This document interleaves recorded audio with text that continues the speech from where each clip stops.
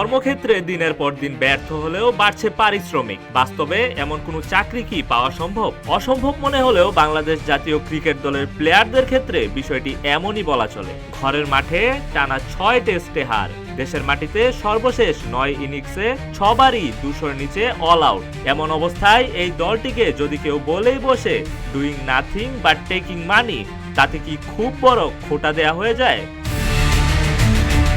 আগে টাইগারদের একটি টেস্ট ম্যাচের জন্য পারিশ্রমিক দেয়া হতো 6 লাখ টাকা। লাগাতার ব্যর্থতা আর ভরাডুবির মাঝেও এবছর পারিশ্রমিক বেড়েছে ম্যাচ প্রতি আরো 2 লাখ টাকা।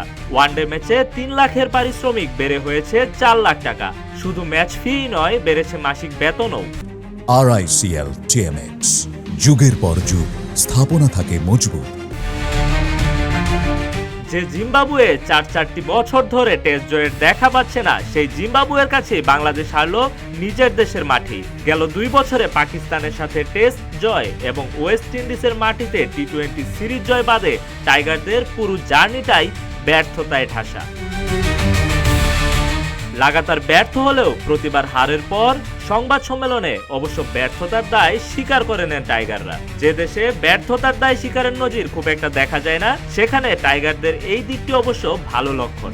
গত বছর টি-20-র সেমিতে উঠতে না পারার পর বলেছিলেন, আমরা সবাইকে হতাশ করেছি, পুরো দলের পক্ষ থেকে ক্ষমা চাইছি। ভারত সফরে সব ম্যাচ হেরে আসার পর ভাষ্য ছিল, আমরা আমাদের সেরা ক্রিকেট খেলিনি, পরিকল্পনার বাস্তবায়ন ঘটাতে পারিনি। চ্যাম্পিয়ন্স ট্রফিতে আমরা চ্যাম্পিয়ন হতে যাচ্ছি বলে দেশ ছাড়া টাইগাররা 2 ম্যাচে 150-এরও বেশি ডট খেলে এবং 250-এর ঘর একবারও পেরোতে না পেরে বলেছিলেন, স্বপ্নটা সবসময় বড় দেখার চেষ্টা করি, কিন্তু ফলাফল হয়নি। টাইগারদের উপর ভরসা রেখে স্বপ্নটা বড় দেখার চেষ্টা করেন এদেশের কোটি কোটি ক্রিকেট ভক্ত।